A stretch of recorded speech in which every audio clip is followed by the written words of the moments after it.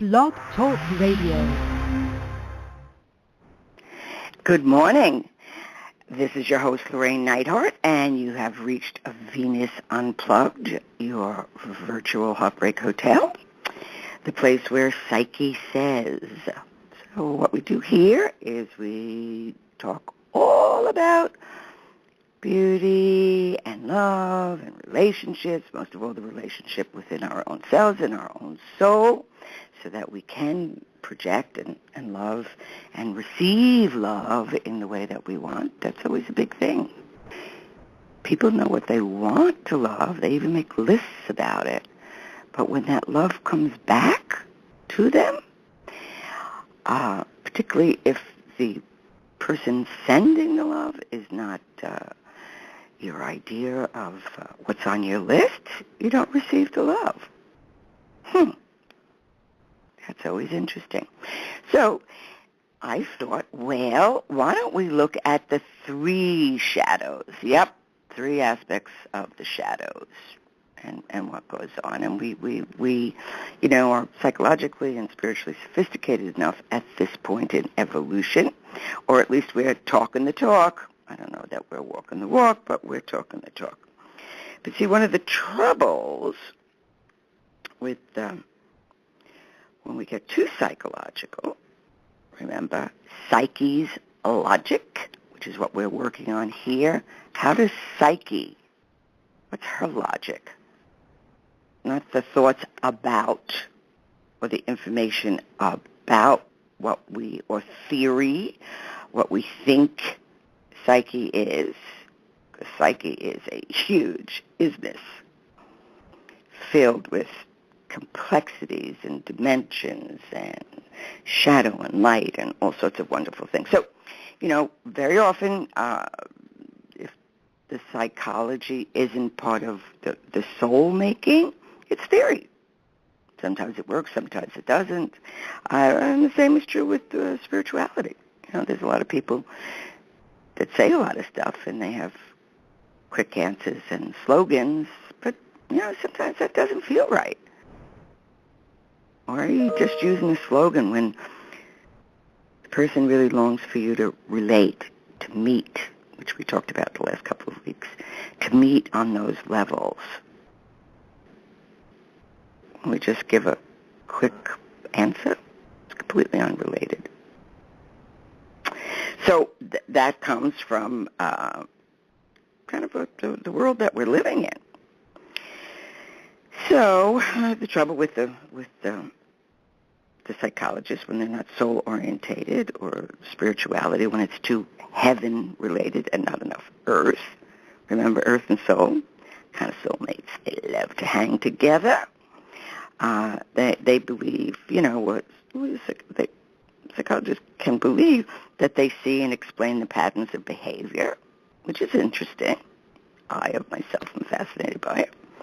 Although the Jungian work is more about the individuation process, what the soul's really going through dreams and myth and fairy tales, and that's what I want to give you here. A language, a code, so you can get into these things and feel comfortable.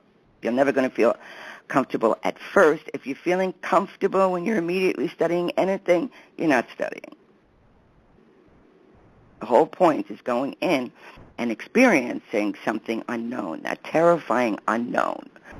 To be able to root yourself like a tree, feel your roots going deep into the earth, so you won't be blown away by not knowing, and just be humbled before the not knowing.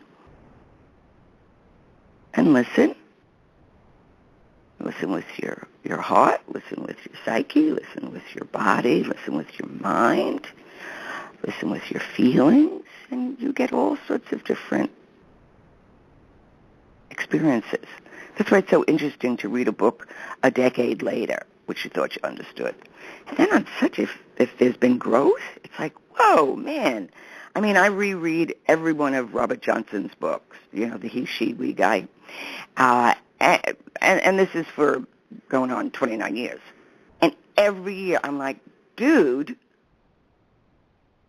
you are a sneaky little guy. You just put this stuff in. It's right there, and it is so plain and clear. But if you don't know what you're looking at, and that's why I love his writings. I think he writes 1,000 pages, and then he cooks them down to 99 because he's a Gemini. So we do that kind of stuff. We like to cook down those complications and bring it out there. And even when you make it simpler, it still holds the complication of meaning. A complicated explanation tends to confuse people. So if we can bottom line it without losing the essence of its complexity, the more we look at something, the more we meditate. So many times, I'm sure, every day we say something, and do we know what that means? Or, even more important, do we know the impact of that statement, which we think is so helpful? So depending on who's receiving the statement, what type they are, they may not be so thrilled about it, but don't know how to say, ouch. I'm all for just saying ouch, not getting into a big explanation. Just ouch. That hurt. Because sometimes you don't even know what got hurt. Our feelings are what we value, so it can happen so fast and furious we don't know the value that was offended. But we can reflect on that and then explain it if we wish. See, that's why feeling people get so muddled. They can't think their way out of it. Like, well, you hurt my feelings. Well, that's a blanket statement, and the sky is blue. Where are we going with this one? But if you can reflect that your feelings are what you value, and this particular value is very important to you, and you can explain that without explaining it away. Dollar to donuts, you won't get through a thinking type because they'll just go like, well, that doesn't mean nothing to me. Oh, that's the point. We know it means nothing to you by what you said, but understand that it means something to me, and that's where the boundary needs to be drawn. It's like having hospitality rights in different countries. And when we offend them, people don't remember, or that what they'll do is they'll go like, oh man, those Americans, they're just slobs. They don't know anything. So we need to study the customs and the etiquette. And even though we can email and face and do all that kind of stuff, you know what? You walk into somebody's home, you better know what the customs are. Or no, you bring a gift, you a candle, a flower, or something. Somebody's just knocked themselves out to make you comfortable. You don't show up empty-handed. Or you don't go like, well, they didn't ask. They're not supposed to ask. You're supposed to be mature enough to honor. Or, after the party, you can send something. All right? That's hospitality. That's where it all began. That's where we learn to put down the guns. Don't bring the gun or the knife to the table. When we're eating, you're not allowed to kill another. Even on death row, you get your last meal. So we need to know these things. Now, if we don't know this, once you can understand, like, oh, good, it's like, I don't think it's as strong as it is, but it's customary, because if you give white flowers, let's say in Italy, that's for death. People get insulted. What should I give me white flowers for? She thinks I'm going to die? Now, they may not say anything. You don't know that you don't know until somebody spits pea soup in your face. Then it's like, whoa. So, if we can start understanding, this is one of the greatest attributes to world peace. I don't believe world peace can ever happen in a collective sense We can have personal peace, which means there's an integration between the shadow and the light and above and below, and that we ourselves are aware, which is what we're attempting to explore in Venus Unplugged, so that we can carry the force field of Venus and love, both her dark side and her the golden one and the dark one, right? So often, in the spiritual and in the psychological worlds, it's easy to explain a situation by some psychological slogan, yet the inner meaning may lie in a very different place. For instance, parents, too, they tend to, actually, it's not just parents. I think it's anybody that we love, because we love them so much. We feel that close, but we don't know nothing. We know their behavior. We may know what their inferior function is and what their first function is, but really know them in the depths of the depths. And actually, I don't think anybody should know that part. That is between you and the divine. That is the place of the sacred. I mean, we want people to know us to a degree, but if we don't really, truly know ourselves, shadow and light, how is somebody else going to know us? Because it's our job to teach them who we are. They may assume something, even as simple as, all men do this and all women do that. That's always the kiss of death. And and they'll just do something. You're like, what? Yeah, but I thought, all women like, well, maybe all women do like that, but this Bronx Contessa, she's not into that. Okay? So that's part of teaching. And when we first meet somebody, if there's a natural affinity, that's the fun. That's the adventure. Wow. I'm going to get to know about that person's differences, and they're going to get to know about mine, and then we can share differences and different cultures and different political views, although people don't usually have political views. They got political ammunition and opinions. That's one of the greatest places where I see the negative animus just spit out nonsense. It's opinions. Were you there? Do you really know? Are you in the middle of the complexity? It's your opinion. And when an opinion comes out in that kind of scratch your eyes out kind of way, that is the negative animus. That is not a woman's true masculine functioning, which can be able to tolerate the differences, be able to explain them, but not come off, I have it on the highest authority. We don't know. Truly. That's all part of our projection. But that's also part of the game of life. Life has your back.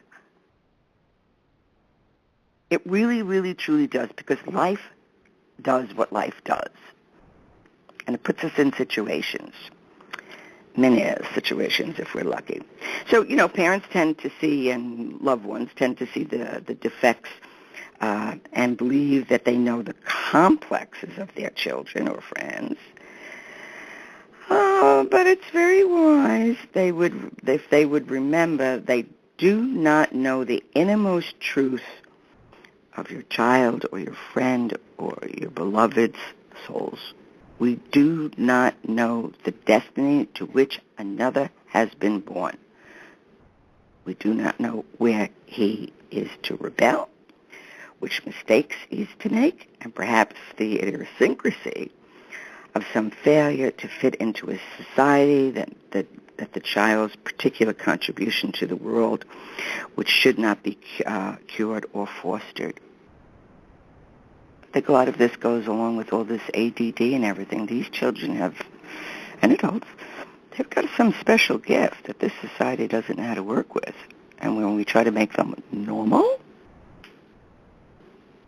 we want them to be able to communicate, but what is normal? I think they bring in a whole new spectrum of reality.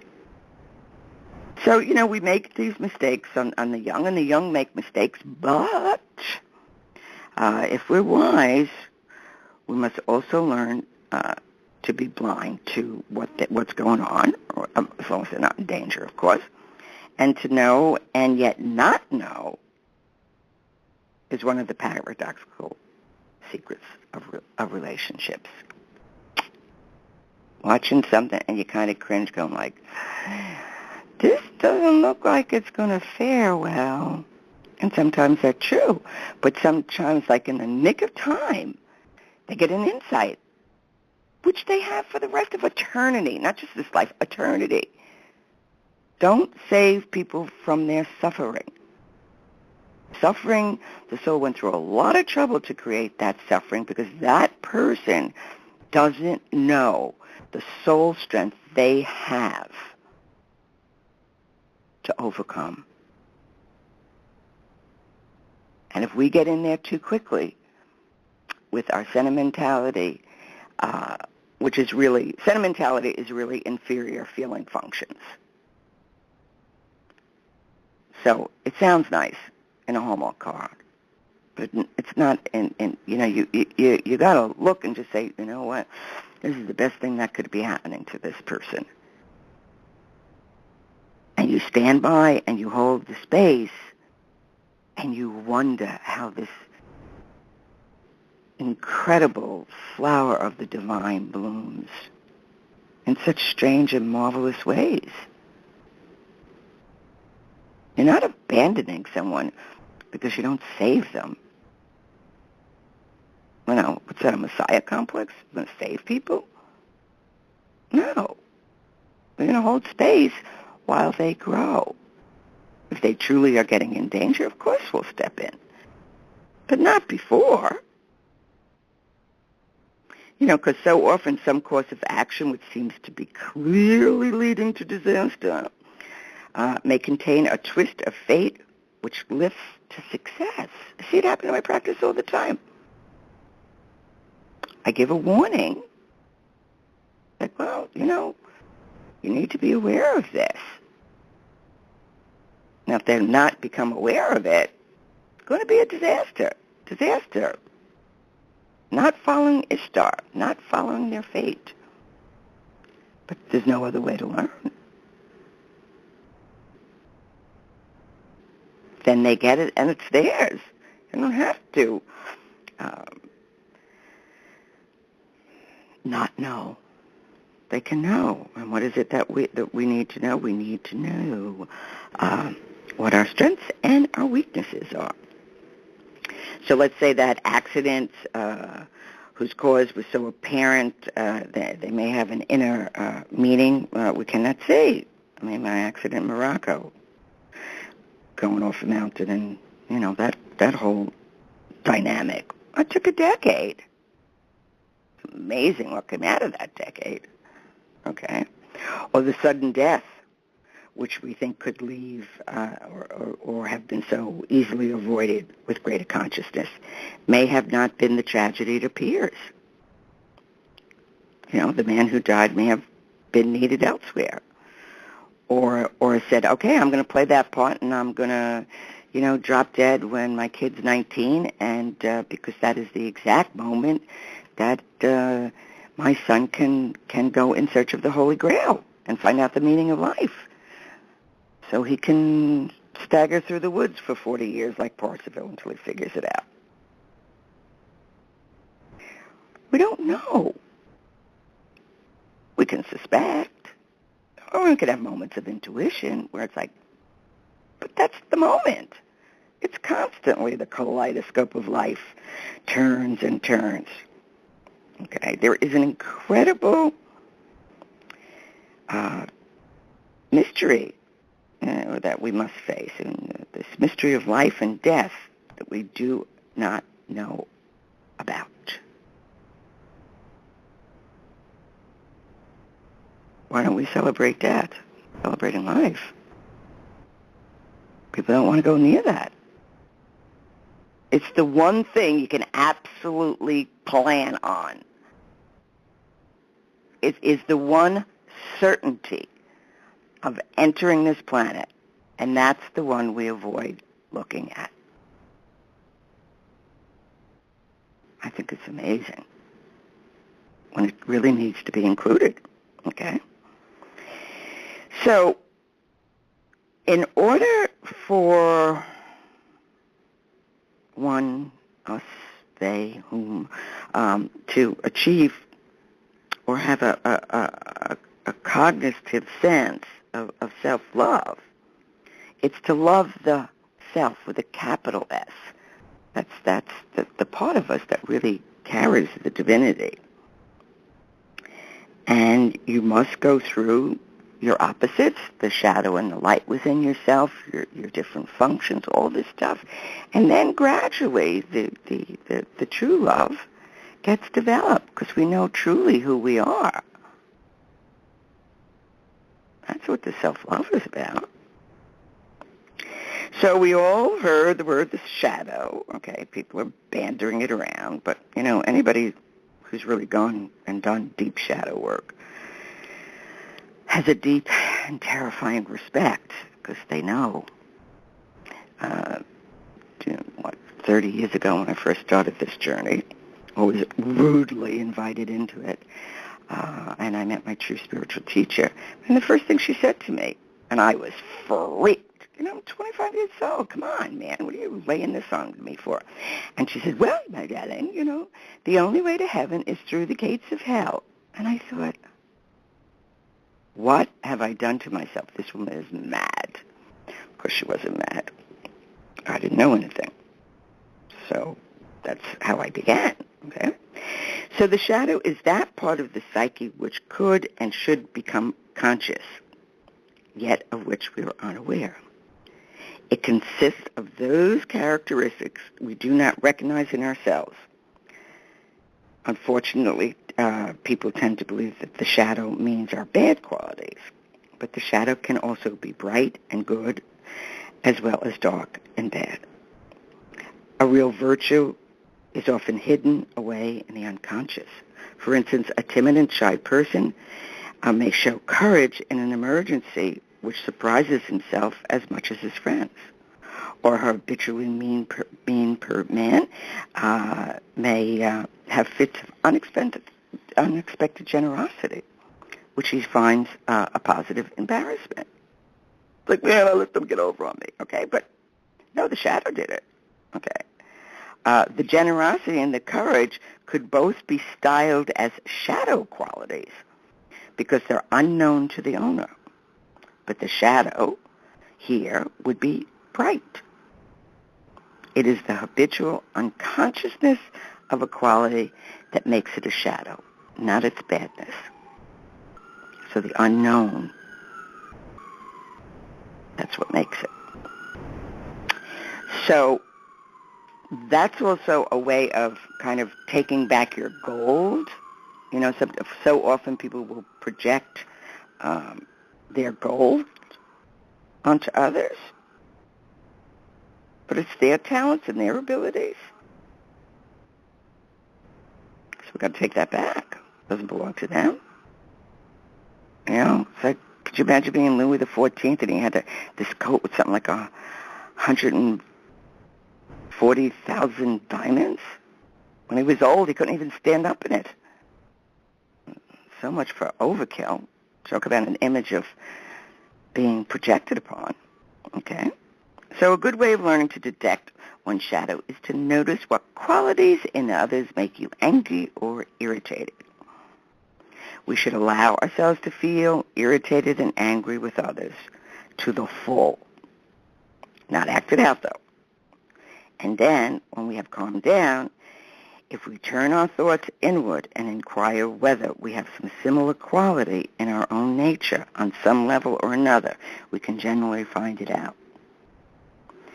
If we can succeed in doing so, the projections we have made on the other person will automatically withdraw because it is those qualities which we see on us that are unconscious that we project and need.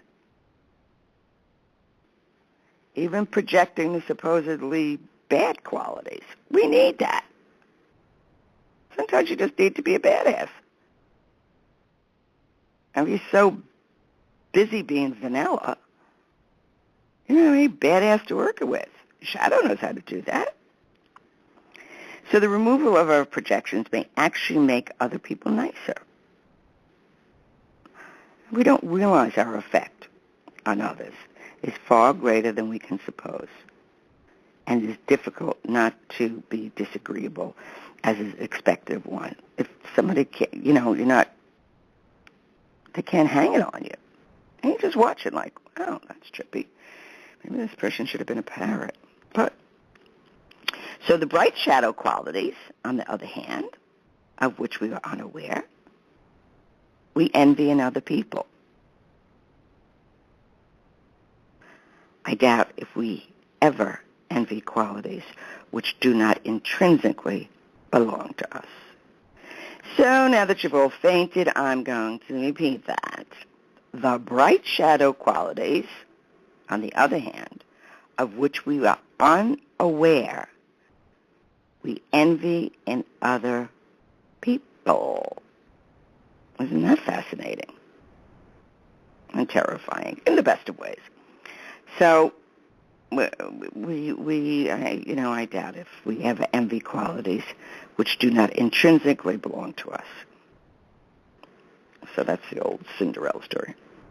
So an integrated individual is one who carries his own or her own dark shadow of undesirable qualities.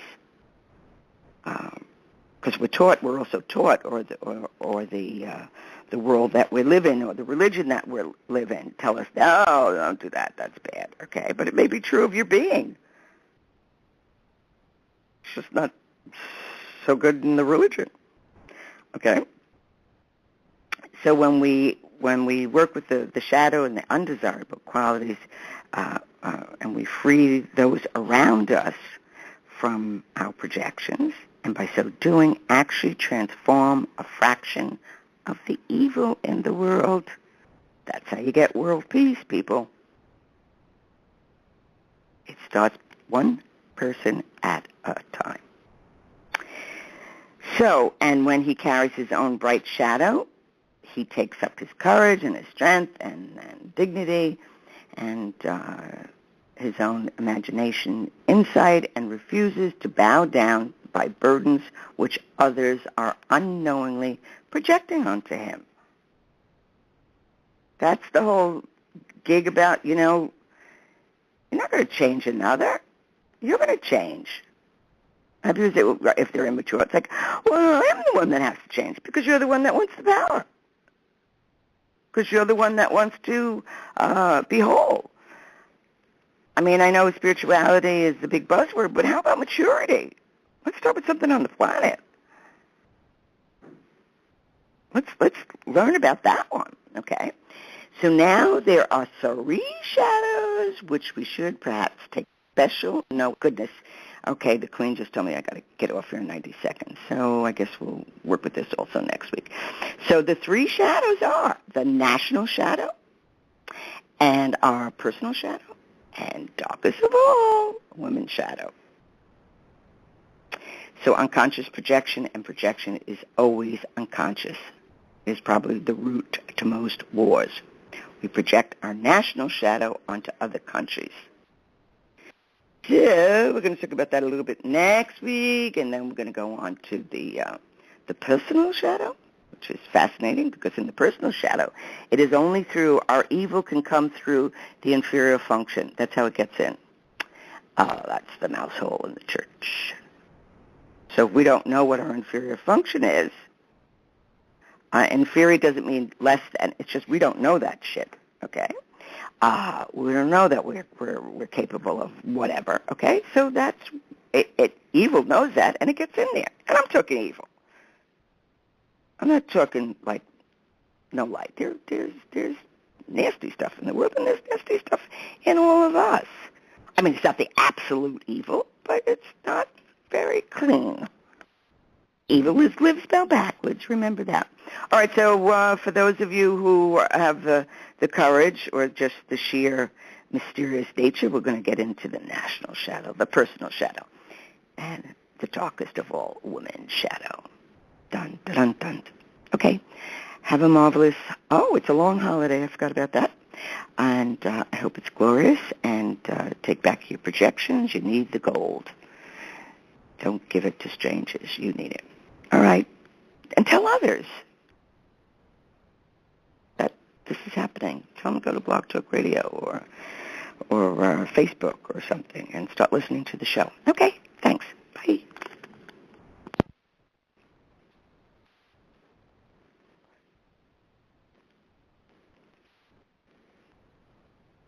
Progressive presents Mindflowness with Flo. Before you lies a beautiful meadow.